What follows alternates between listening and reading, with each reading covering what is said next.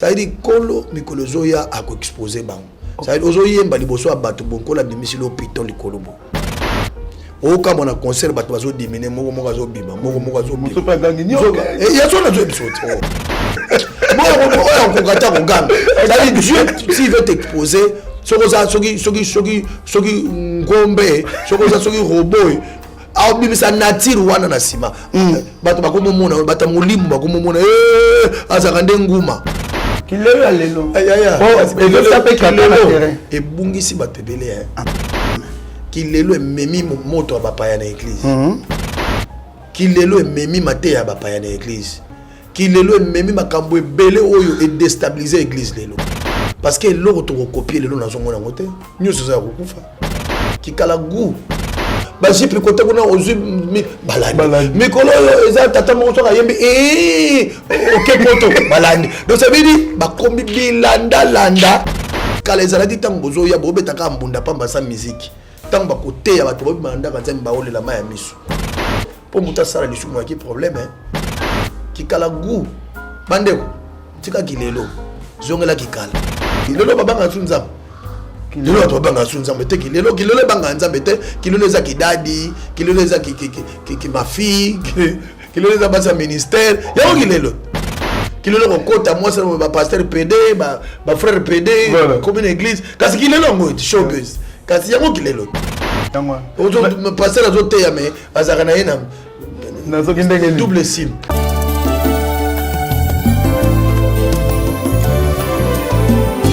Éternel, je lève à toi mon âme. Mon Dieu, en toi je me confie. Que je ne sois pas couvert de honte. Que mes ennemis ne se réjouissent pas à mon sujet. Alléluia. Zambena Brahma, Isaac na Yakobo, Olongisaki Daniele, Nalibula Bakosi.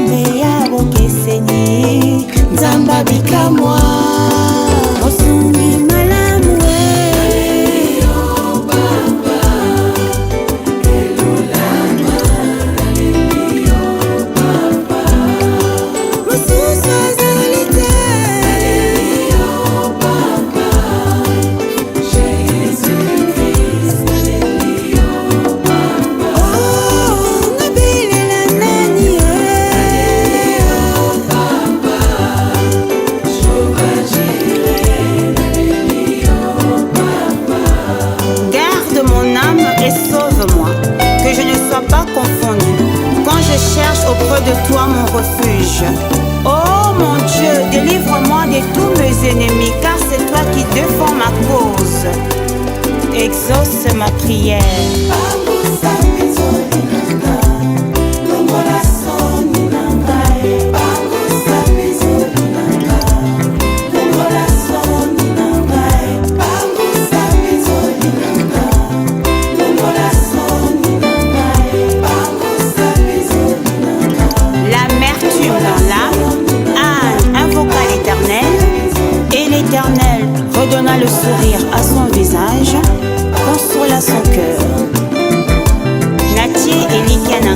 epa na yo mpo nayebi ete obongwanaka te.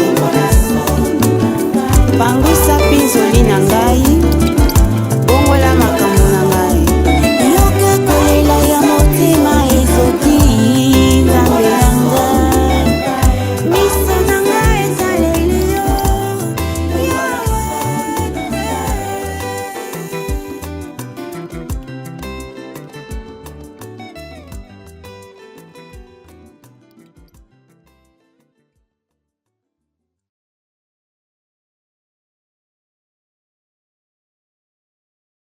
Le devoir nous appelle, mesdames et messieurs, vous qui nous suivez sur Nouvelle Tendance Télévision, culture d'excellence au rendez-vous. Bienvenue à ce tout nouveau numéro de Vérité et Réalité. Bosolo Pelolenge Yakobika. Dans vos maisons, vous nous suivez certainement à partir de vos bureaux et clin d'œil spécial à toutes nos mamans qui ont l'habitude de nous suivre pendant qu'elles sont en train de cuisiner. En tout cas, c'est une très bonne chose. Si vous n'êtes pas encore abonné, allez vous abonner rapidement sur Nouvelle Tendance Télévision et cela vous permettra de ne pas rater tout ce qu'on aura posté comme vidéo. Mais avant tout, abordons le tout premier point, c'est la Fondation Ndélé au cœur de la nation ainsi que l'orphelinat Famille du Cœur Christ Rédempteur. À travers cette opération, pour vous qui êtes sensibles aux cris de détresse, vous qui avez besoin de soutenir les orphelins, le veuve, le démuni, pensez à cette structure et certainement Dieu va tous nous bénir. Parlons plus en image et on se retrouve juste après.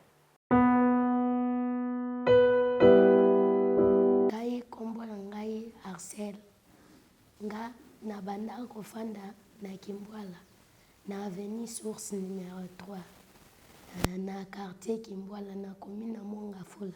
Mama na ngai kombo na mama Antoye pe place akenda na ebate. Sikoyo na banda kofanda na maleki na ngai. Nde mama leki na ngai abenga ngai ndoki. Ke ngai nde na boma yaya na bango akufa. Ayebisi ngai amemi nga na église bayebisi eke ngai nde naza ndoki, nga nde na boma ya na bango abengana nga na ndako. Nde abengana ngai na ndako. Lobi nde tokutana na papa Glody mwana naye. Tobande koleka nga na muninga na nga na nino. Na kamunganga tobande koleka. Siko mwana pa Glody alobi papa solola nanu na bana o mibale. Ayebi nga na lala na balabala. Amema ngai azwa biso. Ayebisi papa bango papa ndeti bozaka na orphelinat moko boye. Mema bango mibale kuna nde abenge biso. Atuni biso bolala na balabala witondimi. Toza na orphelinat na biso tozoluka bana. De amemaki biso lobi. No senga merci na Globel. No senga merci na papa Lendele. Nzamba pambola e abakisele ya mingi. Nzamba pesa e longue vie.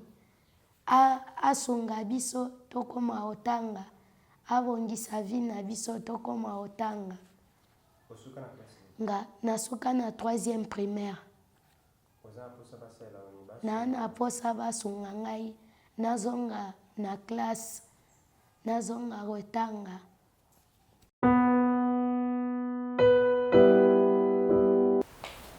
Kombo na ngai John. Ngai papa na ngai abotanga kufa. Depuis ki bo bébé mama msokota mabala pamba. Nasengi merci. Nabandaki koleka ana kamana nga komuna Axel. Allez. Ngal bi tia akobo bi to bozo biso kasi tokende. To petit awa na expliquer bango papa na nga kufa mama msokota mabala. Deuxième. Basunga ngai nazonga classe na yokola pe kokoma na bunayebi kotanga te. Na yokola kokoma. Nabandaki na yokola kokoma pe nakoma pe un jour vie. Nakoma mutu pe na kati ya bato. Yango nde babengana ngai. Une nouvelle opportunité avec Toronton City, désormais à un coût très réduit. Vous avez droit à un terrain mesurant 20 de longueur et puis 20 de largeur déjà au sein de la cité moderne de Toronton City. Alors, une opportunité vraiment n'est pas loupée. Soyons nombreux car les places sont vraiment limitées. Nakati à Toronton City, les lots cité moderne, Nakati à commune Yamaloko. Vous pouvez facilement avoir une maison, déjà parce que concession en a mobimba, c'est-à-dire cité on a urbanisé, cadastré, et il n'y a pas de problème. En tout cas, faites confiance quand même à tous les partenaires. Nous allons prendre la pub et on se retrouve après.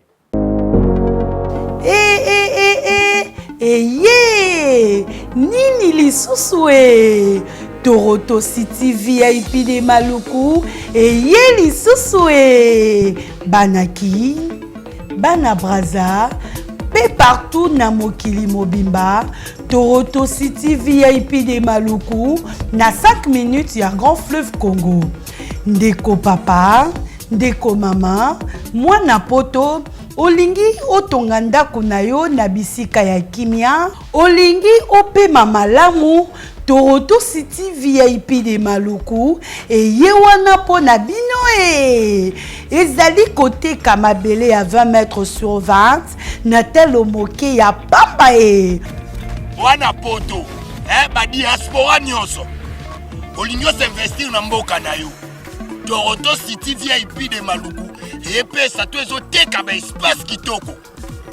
Toza 5 minutes ya mai atuni talalo bansa mutema toko koma place oza ndenge nini ye tolonga kolongwa place Lazare tiomo na presse to pasola nzela tala ngai muninga mbongo mukie mena vanika wana 20 sur 20.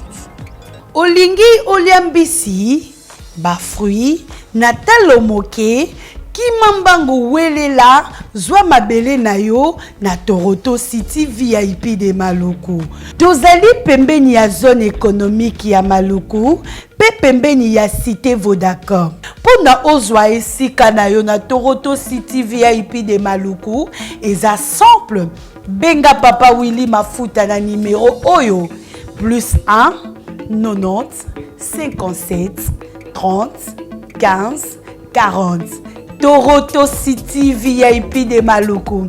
Esika esengeli pona moto nyonso apema na kimia e. Bana poto, venez voir Toronto City VIP de Maluku et vous allez être voisin de tout ça. Vous allez vivre tout ça. C'est formidable, c'est tout simplement formidable. Wow. Une très bonne nouvelle, autrefois négligée, autrefois sujet de honte, mais aujourd'hui je crois quand même qu'il y a certaines personnes qui se sont décidées au moins d'être là, assister toutes ces personnes qui souffrent de l'albinisme. Donc je crois quand même les albinos autrefois, c'est-à-dire que se sont déjà un peu négligés. Nous avons vu même en parlant de fondations, en parlant des structures ONG et tout, et dans ces secteurs-là, on sentait quand même c'était vraiment un peu lourd. On sentait que ça marchait à pas de tortille, et même jusqu'à maintenant là. Mais aujourd'hui quand même, grâce à cette femme, cette grande dame, cette dame qui porte un cœur d'or et qui s'est décidée aujourd'hui de prêter main forte, de tourner son regard vers ses enfants à travers l'ASBL Chinkeleja. Je ne sais pas si je bien prononcé, mais sinon l'ASBL Chinkeleja de Madame Nina Mulumba que nous saluons en passant. Je crois quand même une très belle structure et nous pouvons faire confiance, et surtout vous qui avez des moyens, vous pouvez également vous joindre à cette idée afin que ces enfants, afin que ces frères et sœurs puissent être aussi considérés et que ces frères et sœurs puissent aussi se retrouver et être vraiment considérés dans la société. Prenons cet élément et on se retrouve tout juste après. La journée mondiale de sensibilisation à l'albinisme a été célébrée avec faste en République démocratique du Congo ce 13 juin 2023 où plusieurs activités ont été organisées. Une occasion pour l'ASBL Chinkeleja, œuvrant en Belgique et en RDC, de faire part de ses différentes actions menées dans le cadre de cette sensibilisation. À cet effet, sa coordonnatrice Nina Mulumba s'est vue décerner les prix Dr Kabasele pour son implication dans les combats pour l'albinisme. C'était au cours de la cérémonie des remises des diplômes aux pionniers de la lutte pour l'albinisme organisée en l'honneur de ces derniers dans le cadre de la 6e édition du festival Firmandundu. La réception de ces prix est un motif de fierté, a soutenu Nina Mulumba avant d'ajouter que beaucoup reste encore à faire. La coordonnatrice de Tchinkeleja a également invité tous à l'unisson pour arriver à apprécier la personne albinos à sa juste valeur. L'Asbel Tchinkeleja est ouverte à toute forme de soutien, a-t-elle martelé. Je trouve en l'occurrence que dans la société qui nous représente, en tout cas, qui reflète ce que l'on est en République démocratique du Congo, les personnes atteintes d'albinisme sont inexistantes, on ne les voit pas. Et le fait d'avoir, pendant ces 2 jours, été proche de ces personnes-là, de leur avoir prêté une oreille, je me rends compte qu'elles ne sont pas, si pas plus intelligentes, en tout cas beaucoup plus volontaires que d'autres, mais malheureusement on ne leur laisse pas de place. Et je trouve fort dommage de laisser endormir toutes ces compétences qui ne pourraient que nous aider à avancer en société parce qu'elles mettront en tout cas une pierre à l'édifice. Par rapport à l'ONG, comme je vous le disais, l'idée de mettre la personne atteinte d'albinisme au centre du projet même. Et ce, dans toutes les étapes, qui accompagneront ce projet-là. Alors l'idée première est pour ceux qui ont des connaissances dans l'agriculture, de pouvoir travailler, évoluer dans ce domaine-là parce qu'on compte installer des serres pour cultiver l'aloe vera, cultiver pas mal de matières premières qui composeront ces crèmes ou ces produits cosmétiques. Et également, on aura besoin de chimistes, on aura besoin de pharmaciens. Il y a une équipe également de dermatologues. Il y a les cliniques universitaires qui vont nous accompagner, également le laboratoire Crépat. Bref, les savoirs, en tout cas, on a besoin de savoir et de différentes différentes compétences dans le domaine. Voilà, nous sommes là comme d'habitude. Alors nous avons le plaisir de partager ces plateaux bien sûr avec un homme de Dieu, c'est un évangéliste de ministère, c'est quelqu'un qui n'est plus d'air à présenter parce que bon Messana Naye, Tomessana Penaye et surtout sur Nouvelle Tendance Télévision. Nous avons le plaisir parce que Nouvelle Tendance Télévision et moi ils ont le coup la maman, ils ont le coup la ebandeli. Il y a Magamounion surtout et nous bénissons le Seigneur parce que nous avons ça là et on sent que le progrès est allé et nous prions encore que nous avons né sous musique. Nous avons intérêt à combattre la bango et à continuer à bango souvent kende musique les sous koleka. Tous à la kaka na sentiment ya kolanda et le tout le monde est brillant anati mingi nzambe azati. C'était un évangéliste comme j'avais déjà annoncé ça au début.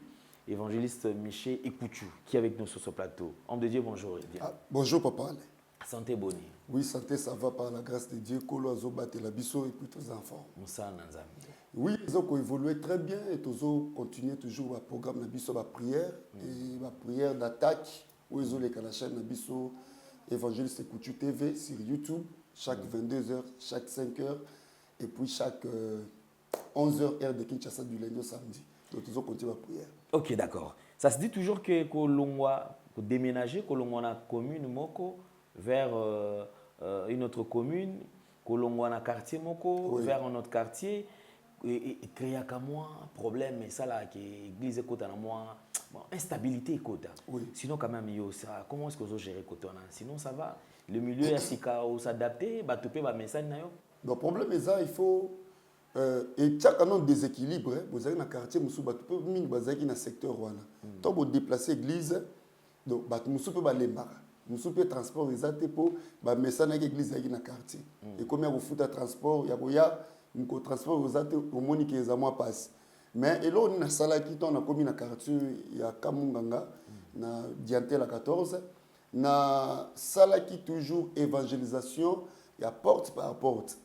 Pour nous annoncer na batu mususu peut-être baibinga tiki que église moko yé comme on X mission eza boinza batindi biso pour na mabota.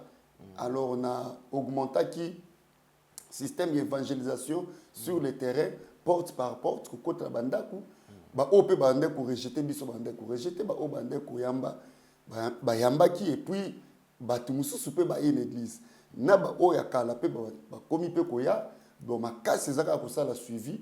C'est très important. En tout cas, boya bo lembate, c'est très important. Suivi pour l'évangélisation. Il y a une stabilité dans la quartier. Ah, ok.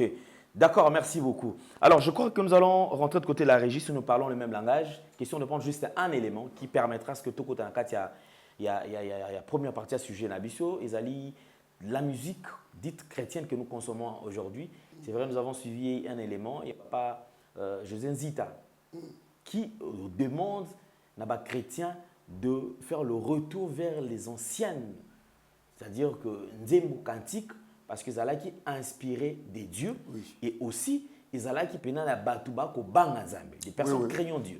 Mais aujourd'hui, d'après analyse que la mission il dit, c'est-à-dire qu'il y a l'élo, musique et belé to kolanda l'élo, et ça musique to la musique chrétienne, mais mingi, je ne dis pas non en général, je dis une bonne partie. Il y a la musique qu'on a bateau kolanda l'élo, et c'est ce qui fait que mon Nzembo sali succès à 2 mois, 3 mois après et 6 lits. Et maman le société. Alors comment expliquer une chanson aux Oyo Kanzembo, mélancolisme et combo bazo mbeza combo ya Yesu. Des fois ba comme on soit pesa Yesu, mais ce que l'andeli au sentir que sensation yo kana musique ya fali mais ya ngwana Ozo Kanzembo na place que o kanisa o lela masumu na yo pe etinda yo na repentance o bongisa. Yo Nzembo e etinda yo o kanisa ex na yo. Likango no mo bebana na ye esimba le susute yo Nzembo ya Nzambe ekomi kotinda yo kanisa place wa mutu mo bando sala naye ekobo mabe mais oyoki Nzembo wana okomo sentir on dit zo so posa ya mutu wana ezala, c'est-à-dire que Nzembo et que na sens mususu le diable s'est infiltré na kati ya makambo oyo tozali ko benga ba Nzembo ya Nzambe oya to ba Nzembo ya dite musique chrétienne. Alors nous allons quand même suivre un extrait et on se retrouve juste après. Ça veut dire Kolo Mikolo Zoya a exposé bang. Ça veut dire Ozoye mbali boso abatu bonko la bimisi lo piton li kolobo. O kama na concert batu bazo dimene moko zo bima moko zo bima. Pas gangi nyoka. Et ya sona zo biso. Moi on kongata kongamba.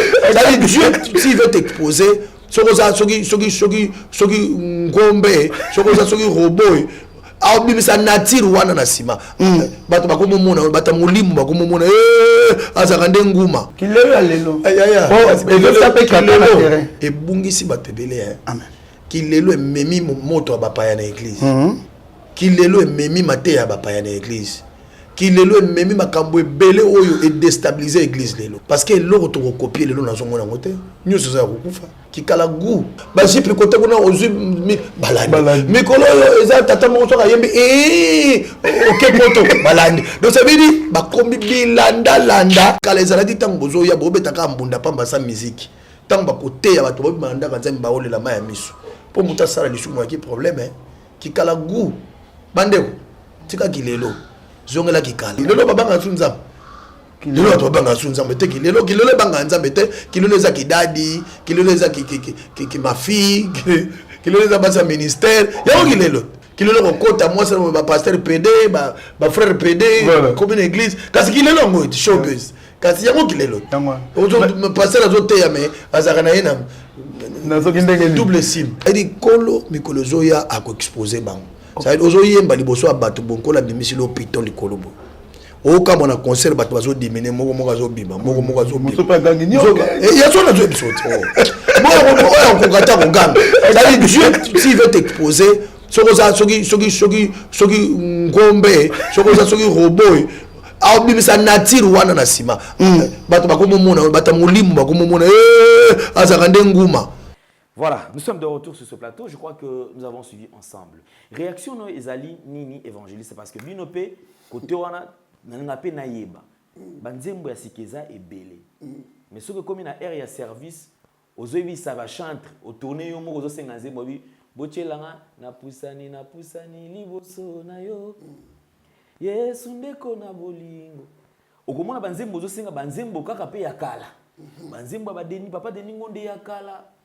Na kokima wapi ozozonga ata pasi eleki banzembo eze belé otomona mingi ezozonga na moment ya service au moment ya service ezalaka moment moko boye oyo bozokota contact na Nzambe et esenga ki bo siple Nzambe a intervenir na eloko boli na bosala na minute wana.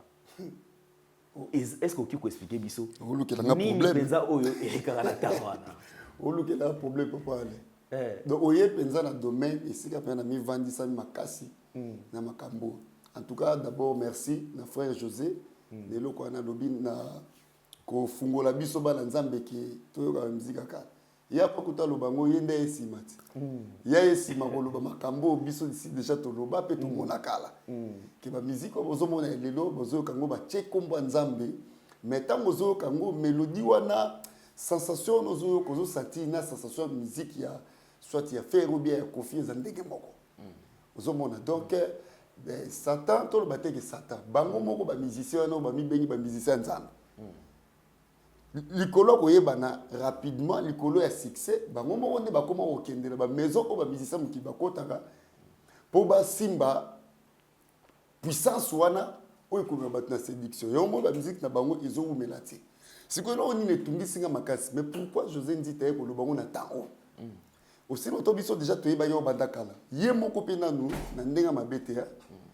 album de suka eza suka 2012 ti lelo ayoka na lisuté vous comprenez album suka ya yeza 2012 o ngana yebi abeta ki mo kitoko de 2012 ti lelo 2023 et ça mo ba 11 ans ayoka na lisuté na marché ti donc soki ya pekisi biso toyoka ba musique o ya mikolo te mais to zonga o ya kala na yipazana kati po musique akala eyemba maki na inspiration ya nzambe de bible lobby chantons l'Éternel sous l'inspiration de la grâce mais lelo grâce za lisuté et kombo evandi la musique wana makasi ba musicien ozo mona ya o bazoya na kombo ya Yesu mais nya musique wana bolimo nzambe zati baza bato bavandisa makasi na kombo bavandisa makasi na kisi bavandisa makasi na séduction bayebi kabali juif baza wana bazo ko utiliser musique ba koti kabali juif na kati ya musique ya Congo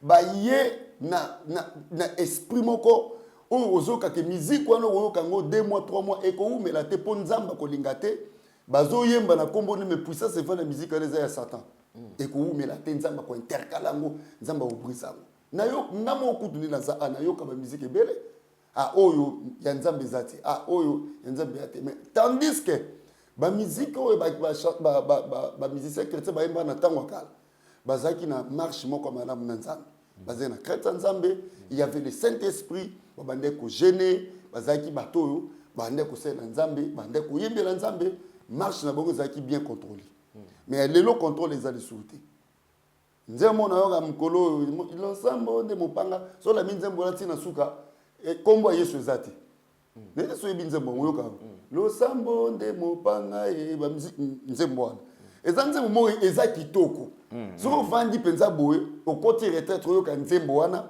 ma emisu ko kita mais landa nzembo na tina suka le nom de Jésus-Christ n'est pas cité. Et si le nom de Jésus-Christ n'est pas cité, je me pose la question. C'est que musique à Moki. Comme boni to autombola sport. Bango ba ebi muto autombola. Po ce qui combo Jésus-Christ n'est pas cité dans chanson chrétienne. Le coup mona tozong c'est pas une nzambe. Il faut combo nzambe za les serrer dans nzembo wana. Ce que zate et c'est interdictions, il y a maison bazo côté fétiche pour ba ko pesa bango ba ko pesa bango et tout d'abord ba production ba mbongo puis ba ko kotisa numéro na musique wana po eyebana ekoyebana na koma nzambe te mais na puissance satanique yango zomona ba musiciens ya lelo bazoyebela nzambe c'est 100% 90% ce sont des sorciers occultistes plutôt o ba ye na musique wana bazokota ba ndaku ya banganga bazala bango ba même maison na ba musiciens mikilo boyebi bango tout bakuta na kakuna yango na pesi Koffi mi des raisons alobaka musicien moko so akoti lola ye fa sala recours et pas nzambe pourquoi lobaka tanga komba musicien na na boy na otanga me bino boyebi papa na biso Koffi mi des lobaka musicien moko ayembela pe nzambe kitoko boyebi peye na lobi na mukola suka soki akoti lola paradis en tout cas ye fa sala recours et pas nzambe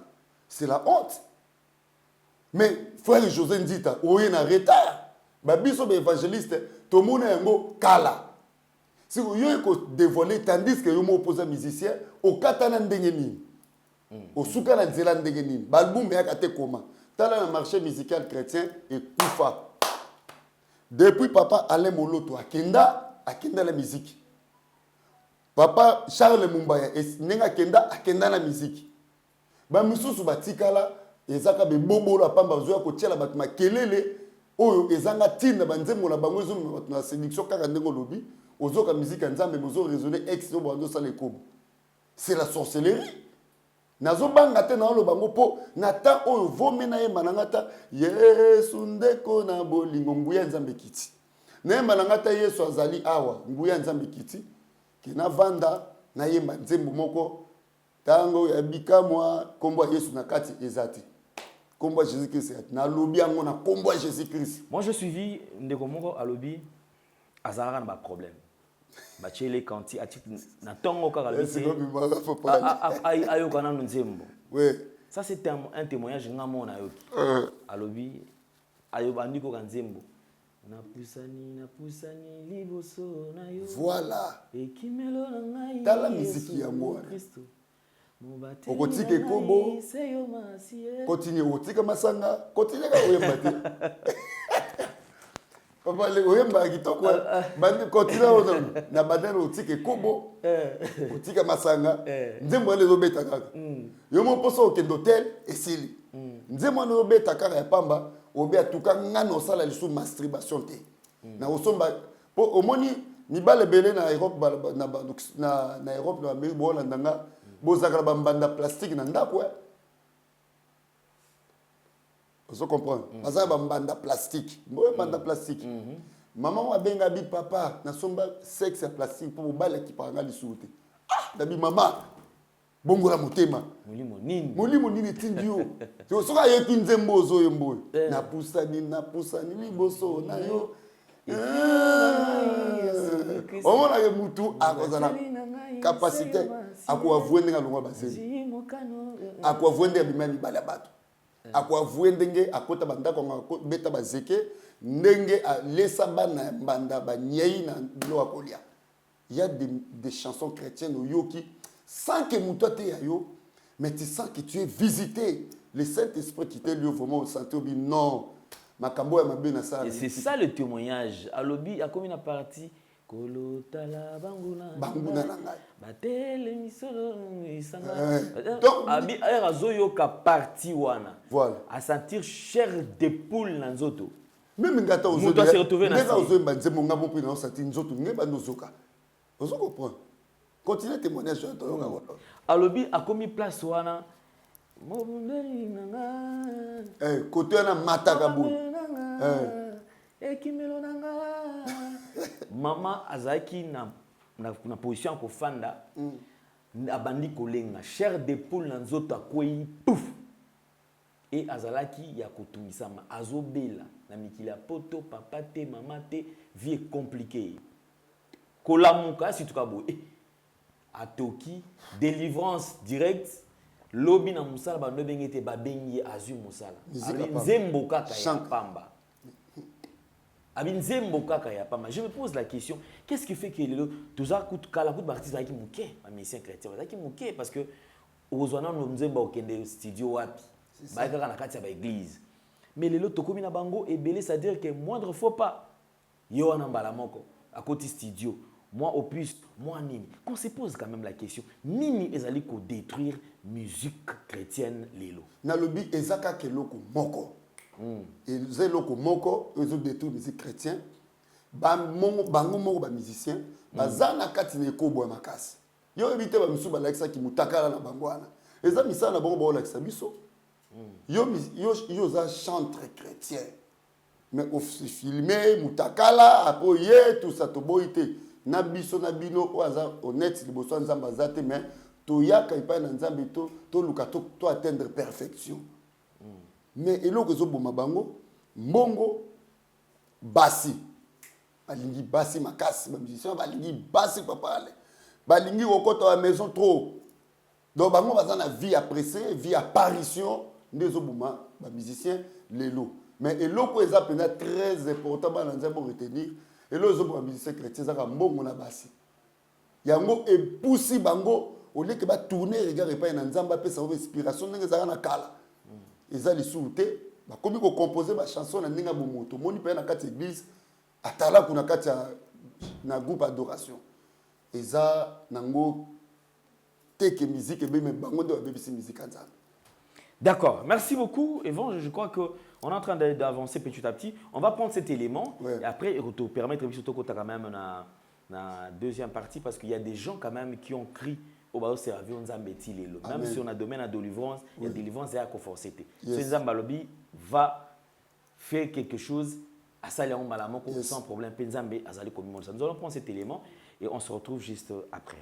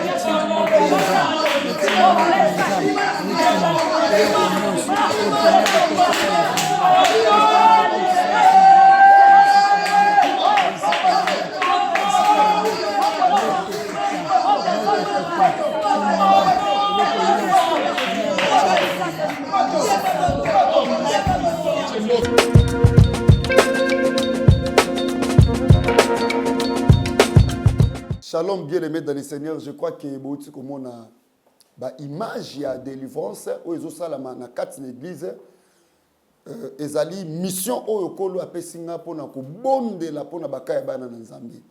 Je crois que bomoni ndeko wana ya mobali azaka libanda ya mboka futi bière vient eti na Congo pona luka délivrance parce que abalaka mwasi ya mabe abali ndoki abali sirène mwasa kota na nzoto détruire vina détruire musala a détruire ba makamu na ye alandaka ngaka ndingo zolanda nga habité au lieu na beng évangéliste na futa bien na ya aye to lekise na délivrance. Bien aimé, la délivrance ça se fait par le nom de Jésus-Christ. La délivrance est la mission principale de Jésus-Christ sur la terre.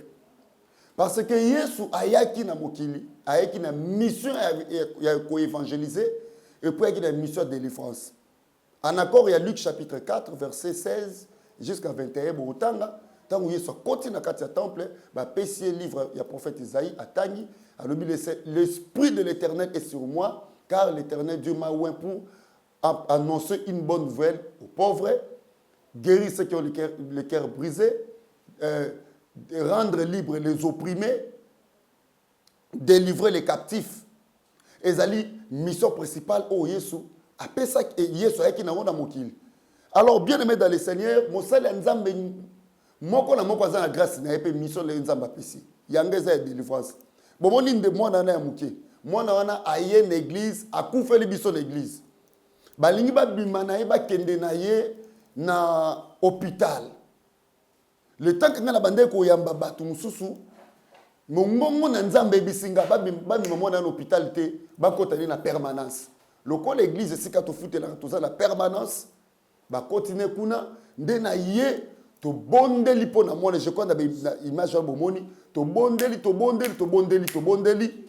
nzamba ko espirenga basombi mai na bondeli po na mai wana na bongoli yango makila Yesu na bandi ko bwakela mwana wana na reçoit la vie par le nom de Jésus-Christ, reçoit la vie par le sang de Jésus, reçoit la vie. Mwana eko na moi, bien aimé dans le Seigneur.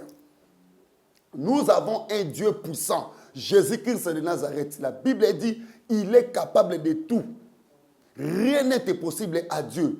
Papa, maman, ozolananga, likambo ezotungisa yo, il suffit seulement ozala connecter na mosala nzambe o azana ngolu ya nzambe kati na ye. Yeba ke nakozali pamboli pona yo. Pona nini vino lelo za ba problème. Olala raté na butu, basi ya butu, basoya, bazo déranger yo.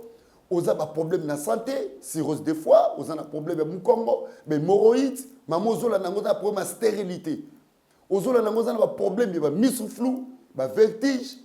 Ozola nanga, olala raté na butu. Bandoto batu bakufa. Makambu eza ko kangama. Yaya. Pourquoi ne pas au mécana nous Jésus-Christ nzambo nga na salelaka o échouakate bien aimé dans le Seigneur. Jésus-Christ a échouakate. Quel que soit problème, combo ya problème wana, combo Jésus-Christ le kiango. Problème wana ezotungisa yo.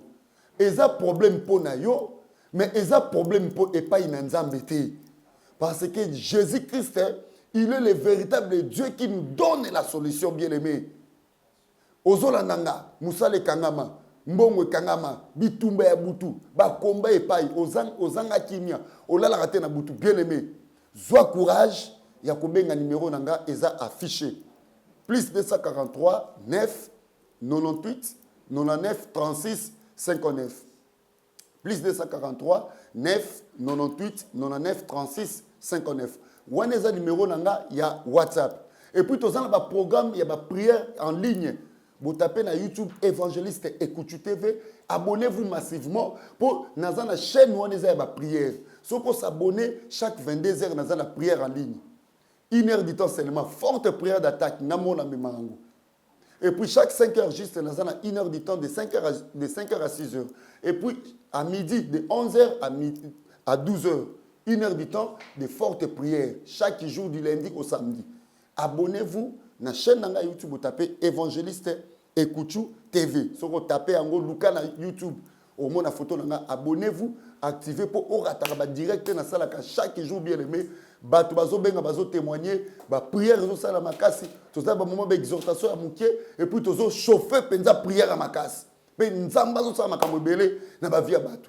Kole la tende kolanga yo mtozana ba déception yo mtozana ba combat yo mtozana ba problème yo mtozo talanga makanisi ko e okomi na suka ozo bato sala nini mobali akima yo mwasa mela ombongo bana mitu makasi balesi bana kindoki bana na kati ya vutima bana na kati ya via masanga na via loyenge. Nous avons un seul Dieu Jésus-Christ est capable ya kopesa kimia na bana wana pe ya kopesa kimia na ndako no libala.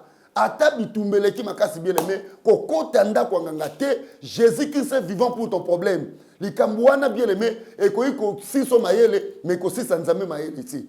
Yango natali sibino ba image wana mi balé botu kolanda. Ba service ça est belé. Mais na eli bino opolo hotel sabino que Jésus-Christ est capable de te donner la vie.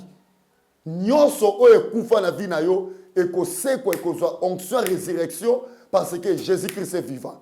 Tika nzambe apambola bino bana nzambe bolandinga partout na monde entier na komi na suka.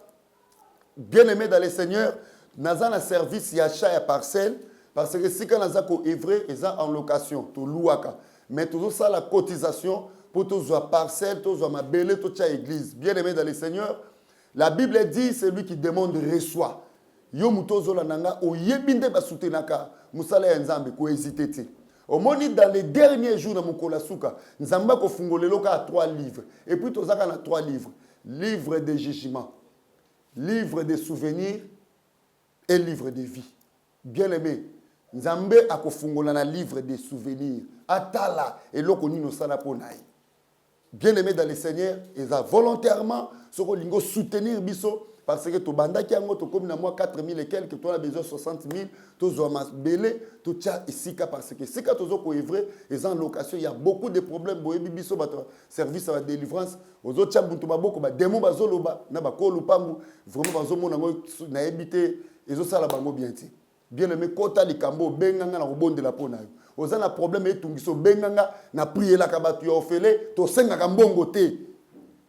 Ko senga kambongo te le compte nga la zoba retour à bato belé papa tala mutu xy a salinga bo bien aimé Yesu apesinga mission ofele en accord ya Matthieu 10.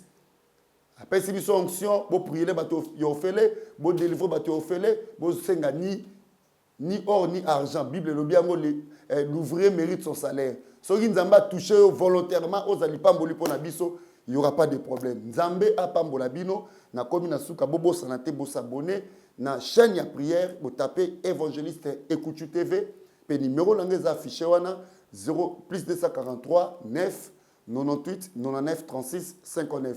Mbote langa mingi na maman Colette Carlo depuis Londres. Nzamba pambola yo na moni ya Richard Molengo depuis Leeds na Angleterre toujours. Mbote pe lisusu na porte Catherine Santos depuis Canada na Winnipeg. Mbote na Florence Aguizo Nzambe pambolo makasi na Canada toujours na Winnipeg. Prophétesse 6600 volts ya prière Nzambe pambolo makasi. Na moni na Paris, Jetou Mangala, Fanny Mapassa, que Dieu vous bénisse. Na moni na Johannesburg, maman na biso Liliane Luswamba, que Dieu vous bénisse. Na papa René, Zambe apambola bino. Soki kolo so batel biso, tokoya prochainement. Kolo azana bino, qui me demeure na bino, bye bye.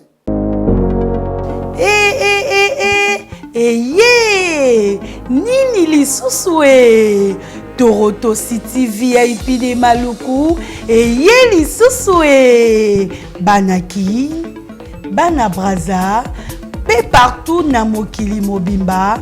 Toronto City VIP de Maluku na 5 minutes ya Grand Fleuve Congo.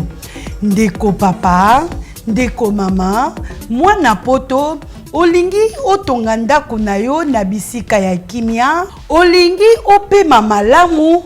Toronto City VIP de Maluku ye wana po na bino ezali côté Kamabele à 20 mètres sur 20 na telo moke ya pamba wana poto ba diaspora nyonso olingi investir na mboka na yo. Toronto City VIP de Maluku epesa to ezoteka ba espace kitoko toza 5 minutes ya mai atuni tala lo bansa mutema tokokoma place oza ndenge nini tolonga kolongwa place naza tiomona presse topasola nzela tala ngai muninga mbongo mukie menavanika wana 20 sur 20. Olingi oliambisi ba fruit na talo moke kimambango welela zwa mabele na yo na Toronto City VIP de Maluku.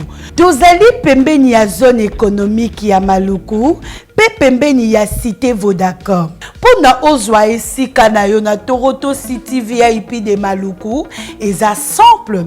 Benga papa Willy Mafuta na numéro oyo +1 90 57 30 15 40. Toronto City VIP de Maluku esika esengeli pona moto nyonso apema na kimia Bana poto, venez voir Toronto City VIP de Maluku et vous allez être voisin de tout ça. Vous allez vivre tout ça. C'est formidable, c'est tout simplement formidable. Wow.